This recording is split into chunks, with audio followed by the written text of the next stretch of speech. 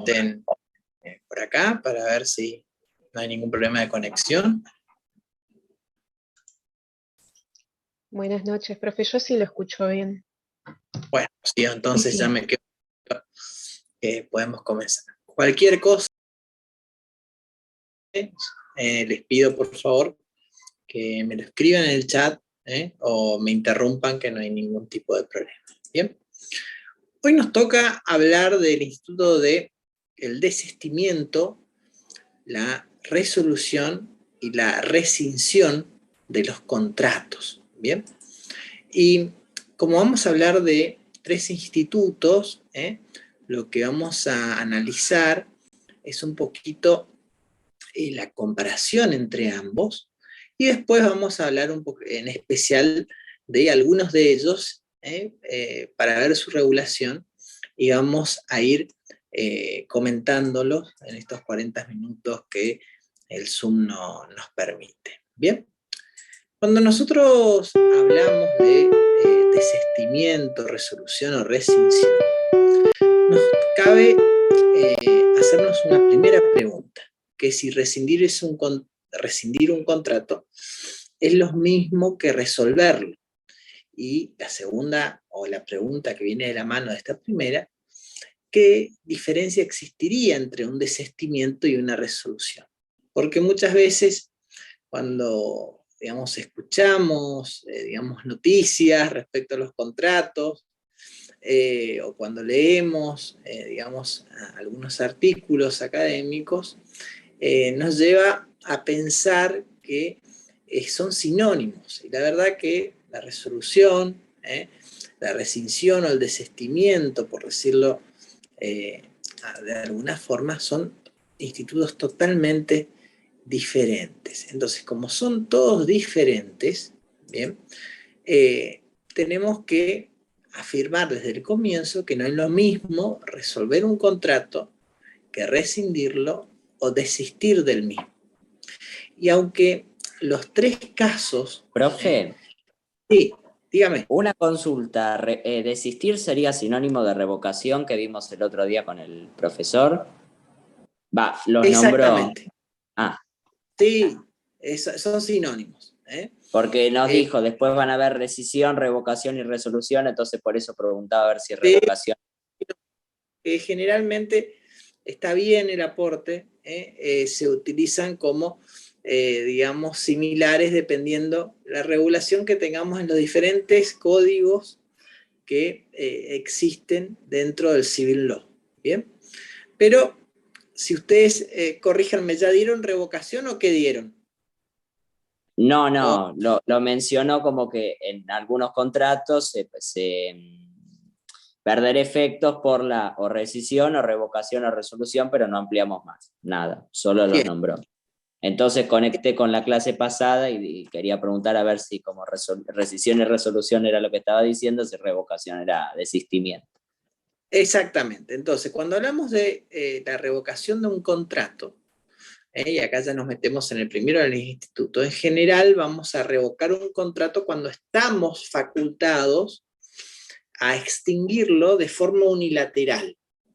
Es decir, que basta la mera declaración de voluntad sin que se haya producido necesariamente una lesión o un incumplimiento.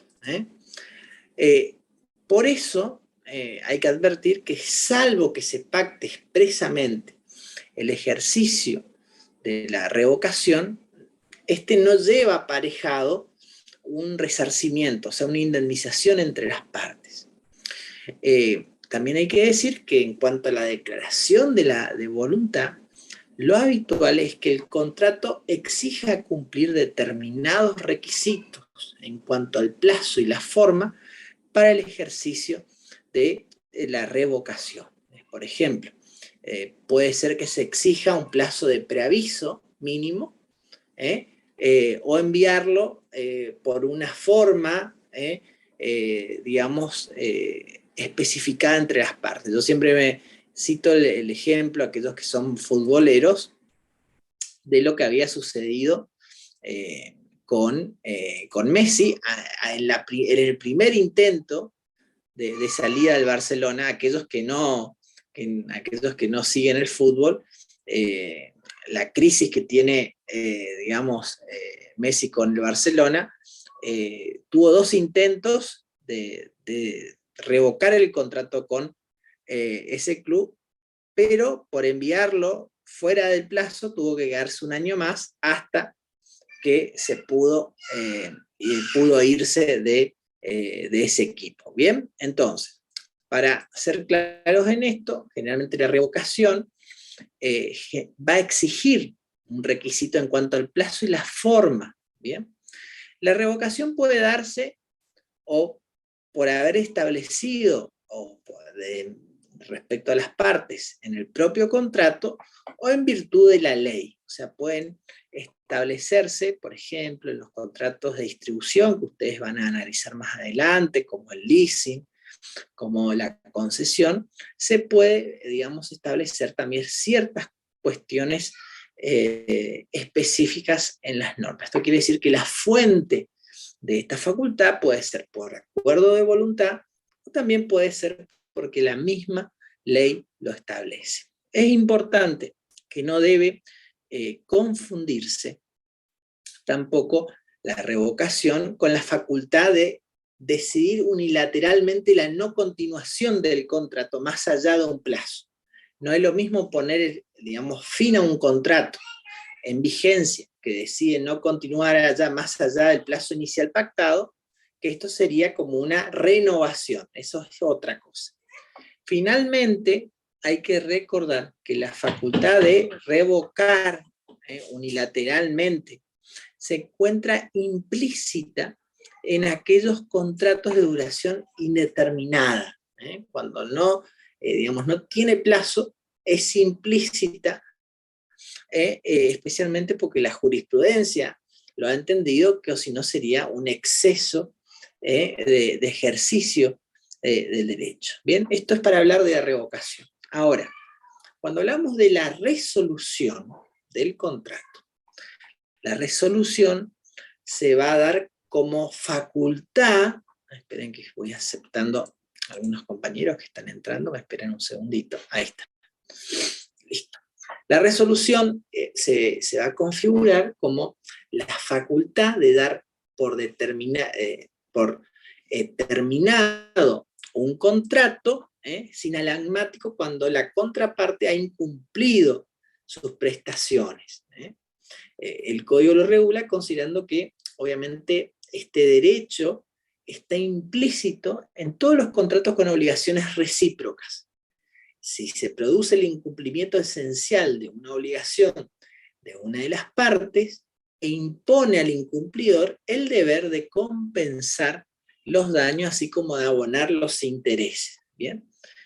En todo caso, siempre es conveniente concretar que en el propio contrato debe estar especificada cuáles son las causas de resolución y también, si somos atentos, los remedios, o las formas de indemnizar, incluso de cuantificar o de limitar las consecuencias de la resolución. Esto quiere decir cómo se van a abonar los daños indirectos, la indemnización, ya sea por la pérdida de chances, y si va a haber un límite de la cuantía. Generalmente en los contratos que se trabajan en la actualidad, todas estas cuestiones se encuentran, ya establecidas.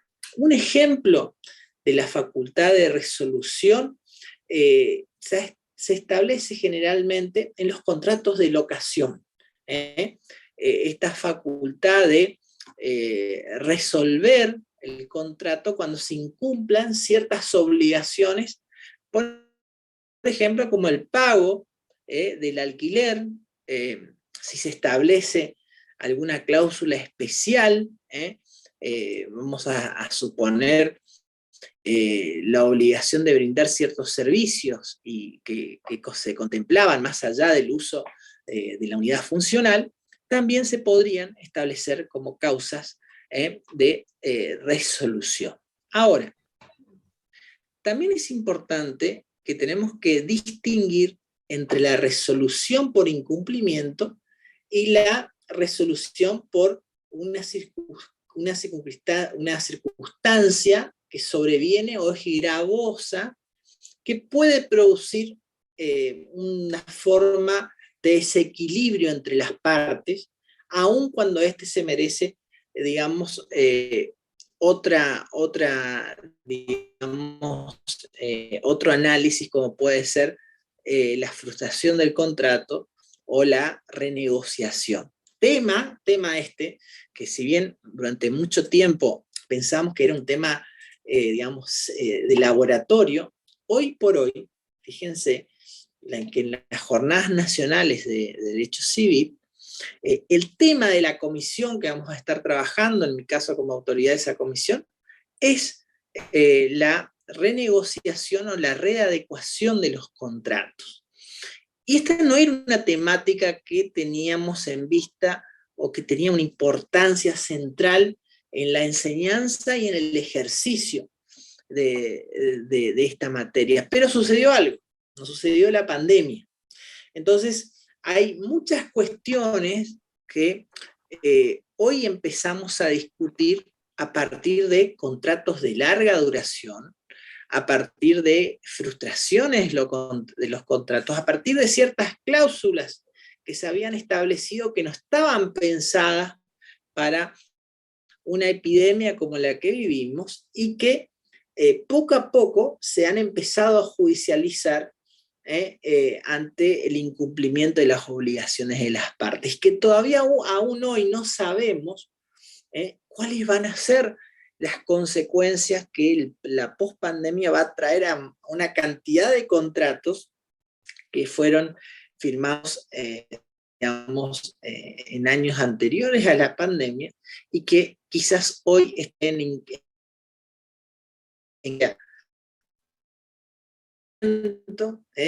o también por la rescisión. Rescisión que vamos a analizar ahora. La rescisión no es sino una causa, dice la doctrina, de definición que me gusta a mí. Repito, es una causa de ineficacia sobrevenida. ¿Y por qué? Porque esta consiste en el ejercicio de una acción para reparar el perjuicio económico que un contrato origina en determinadas personas, cesando la eficacia. Generalmente la aplicación de esta causa... sí. ¿Podría repetirme lo de rescisión, por favor? Sí, que cuando hablamos de la rescisión contractual, generalmente se caracteriza como una causa de ineficacia sobrevenida. Acuérdense que los actos jurídicos pueden tener vicios o pueden ser ineficaces. Eso ustedes ya lo dieron en parte general.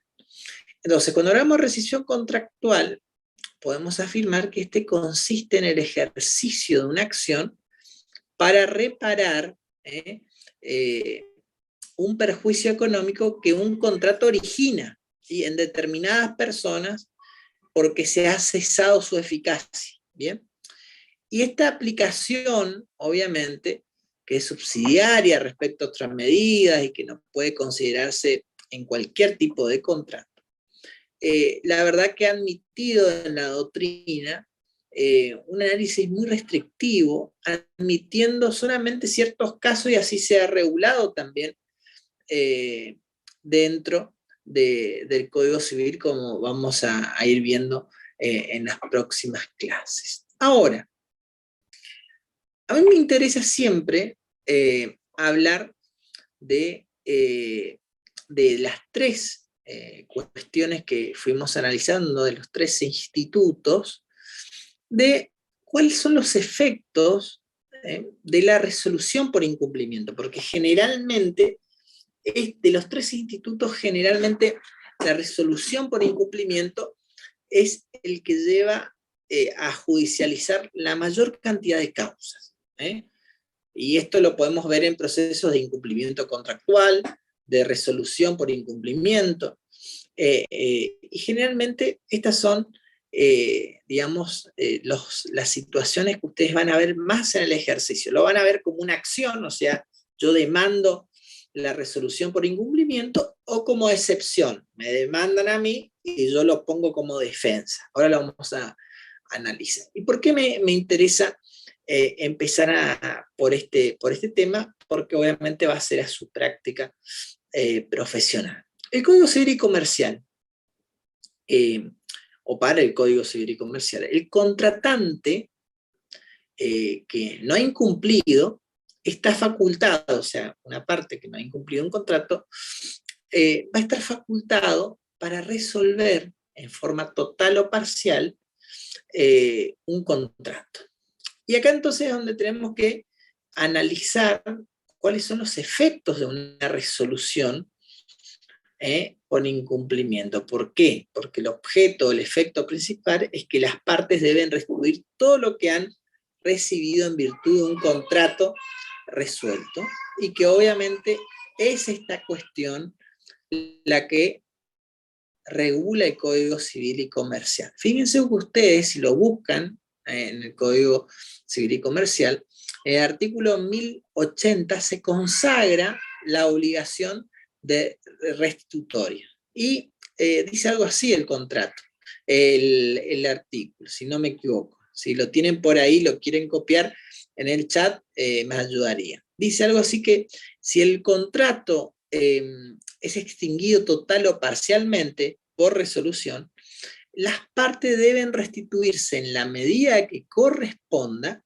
lo que han recibido en razón del contrato o su valor, conforme a las reglas de las obligaciones de dar para restituir o lo previsto también en el artículo siguiente. Esta regulación, que se complementa con el artículo 1081, se regula en el funcionamiento de la restitución y generalmente se da en los contratos bilaterales. ¿Por qué hablamos de los contratos bilaterales? Porque generalmente son los que más utilizamos y los que más se judicializan. Vamos a pensar un contrato de plan de ahorro, que es uno de los temas que a mí más me gusta, donde si hay un incumplimiento contractual, el auto y yo he pagado la cuota, la resolución contractual va a tener como efecto que me tengan que devolver todo lo que he pagado por cada cuota por mes, y además, obviamente, los daños que se me puedan haber causado. Pero vamos a hablar en específico del caso de la extinción de un contrato bilateral. Y fíjense que en primer término vamos a tener la restitución, la cual debe ser recíproca y simultánea. Bien, si existen prestaciones cumplidas que quedan firmes y que obviamente producen sus efectos cuando resulten equivalentes, y si son divisibles, obviamente son una situación sobre el efecto cancelatorio de la obligación. Esto por un lado. Ahora, el gran problema que nosotros tenemos en estos contratos que se incumple es estimar el valor de las restituciones del acreedor y cómo se evalúa. Imaginémonos este ejemplo de los contratos de ahorro. Si yo venía pagando una cuota, terminé de pagar el plan y no me entregan el automóvil, obviamente lo que tenemos que pensar es que además de la restitución de esas cuotas que he ido pagando, las mismas tendrían que analizarse teniendo en cuenta cuál es la frustración de ese contrato y también si no se me ha causado un daño para, digamos, ejercitarlo como una acción indemnizatoria. Y acá tenemos una cantidad de normas que son muy interesantes. La primera es el artículo 1079, inciso B, que sienta el principio general que fundamenta la restitución y también se le impone un límite, diciendo que la resolución produce efectos retroactivos entre las partes y no afecta el derecho adquirido a título oneroso de terceros de buena fe. Este es un principio muy importante. Ahí me están avisando que me Profe, queda perdón. 10 minutos, así que está el acelerador. ¿Podría repetir el eso? Porque se me trabó, se traba un poco. Lo del Bien, principio general.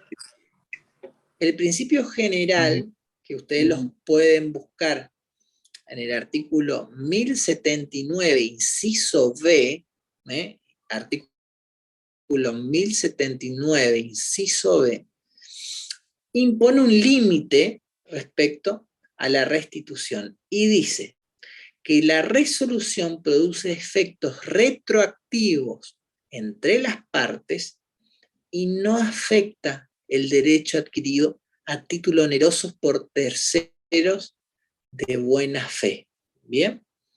En cambio, el inciso D, del artículo 1078 aclara que la extinción de contrato del contrato no queda afectada por la imposibilidad de restituir que tenga la parte que no lo declaró. Estas cuestiones que tienen una utilidad práctica de todos los días, obviamente se dan dentro o en el marco de un proceso judicial. Yo les mencioné que generalmente las acciones que se inician en materia contractual se dan por el incumplimiento, por la resolución de los contratos. Por eso, obviamente, me interesó hablar de este tema. También es cierto que la resolución minuciosa que se ha hecho en comparación del Código Civil derogado, hoy por hoy encuentra una mejor normativa. Y hay que decirlo porque en materia de los contratos, el artículo 500 del Código Civil,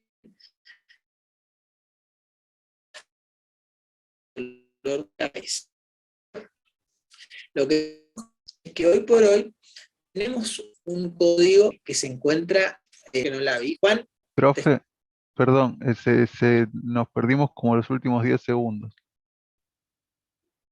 Y le quería pedir si podía repetir el artículo que pidió que le copiemos, que no lo llegué a anotar. Juan, te escucho, que vi que levantaste la mano. No, sí, le decía que los últimos 15 segundos se perdió todo Se le y cortó. no lo escuchamos, y le quería pedir si podía repetir el número del artículo que pidió hace un rato que copiemos, que no lo llegué a... Sí, perdón. Bueno, los artículos son el 1079, inciso B, que establece un límite respecto a lo que se debe devolver en la resolución. El El anterior. artículo... No había pedido, El, antes había pedido que copiemos uno acá, no había nombrado, sí, hace un ratito. el 1081. Ah, ok. Los artículos que mencioné son 1080, que consagran la obligación de restitución, 1081, que regulan los contratos bilaterales, 1079, inciso E, que es el principio general de la restitución en la resolución, 1078, inciso D, que un poco aclara qué pasa con los terceros y la imposibilidad de restituir, digamos, la cosa en caso de resolución. Y por último, en esos 15 minutos que se me fueron, 15 segundos que se fueron cortando, yo les expliqué que antes de la vigencia del Código Civil y Comercial, el tema de la resolución lo teníamos regulado tanto en el Código Civil derogado como en el Código de Comercio. Y lo otro que les fui mencionando era que la regulación que tenemos hoy en día respecto a la resolución es una regulación más completa. ¿Bien? ¿Pudieron anotar todos los artículos que les fui mencionando? ¿Alguna duda sobre estos artículos? Bien, gracias, Diana. Vamos entonces a hablar ahora de otra situación que se puede dar en la resolución de los contratos, que es la resolución parcial. Y acá, de acuerdo al artículo 1083 del Código Civil y Comercial, que establece que una de las partes tiene la facultad de resolver total o parcialmente el contrato si la otra lo incumple, sigue su regulación diciendo que los derechos de declarar la resolución total o la resolución parcial son excluyentes. Por lo cual, habiendo optado por uno de ellos, no puede ejercer luego el otro. Vamos a ver qué quiere decir el 1083. Si yo demandé la resolución parcial, no podría demandar la resolución total y viceversa. Porque el deudor que no ha ejecutado una prestación parcial, el acreedor solo puede resolver el contrato si no tiene ningún interés en la prestación parcial. Y esta regulación es bastante clara. ¿Y por qué? Porque obviamente se debe restituir las prestaciones cumplidas que no se hayan alcanzado. Si yo, digamos, o solicito una resolución parcial, todo lo otro que se cumplió, no lo podría exigir posteriormente en una resolución total. ¿Bien? Ahora, lo cierto es que hay excepciones, y la excepción son las prestaciones ya ejecutadas que quedan firmes, y esto es muy importante separarla y establecer una regla general. Bien, en principio, para que se aplique la excepción que establece la norma, es necesario que ambos contratantes hayan cumplido, aunque sea una parte de sus prestaciones. Eso quiere decir que las partes, digamos, las obligaciones que las partes han cumplido, ya no se pueden resolver y ya no se pueden pedir restitución. Esto es porque hace a la bilateralidad, a la equivalencia y a la reciprocidad de los contratos que obviamente tienen un marco real normal regulado, y que obviamente no podrían estar afectadas por una resolución porque ya las partes la han consentido. Y este principio es muy importante porque es el que va a marcar un poco la estrategia judicial en caso de incumplimiento. Bien, muchas veces el error de los abogados que ejercen es obviamente que no saben delimitar o no saben diferenciar entre una resolución total y una resolución parcial. Y esto es lo que ustedes siempre deben tener presente al momento de iniciar la demanda. Bien, se nos está por terminar el tiempo, pero yo les propongo para finalizar, digamos, el encuentro de hoy, que nos desconectemos y nos volvamos a conectar para todas las preguntas que tengan. ¿Les parece? Sí, sí. Ahí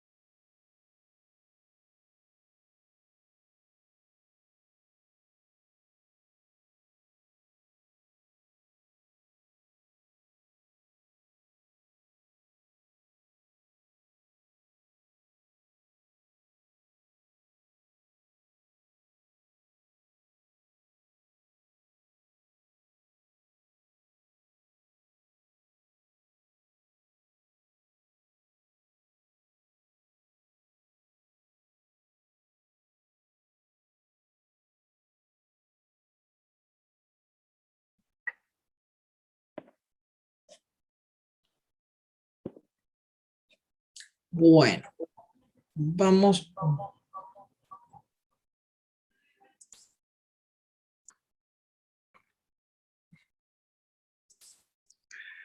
Bueno, yo antes que nada les quiero mandar un material, un minuto, mientras que van pensando todas las preguntas que tienen, pero un material de un pequeño power que me parece les puede servir bastante. Antes que nada, también lo que quiero preguntarles es cuándo tienen el parcial. ¿Tienen ya fijada otra fecha de parcial o cómo quedaron?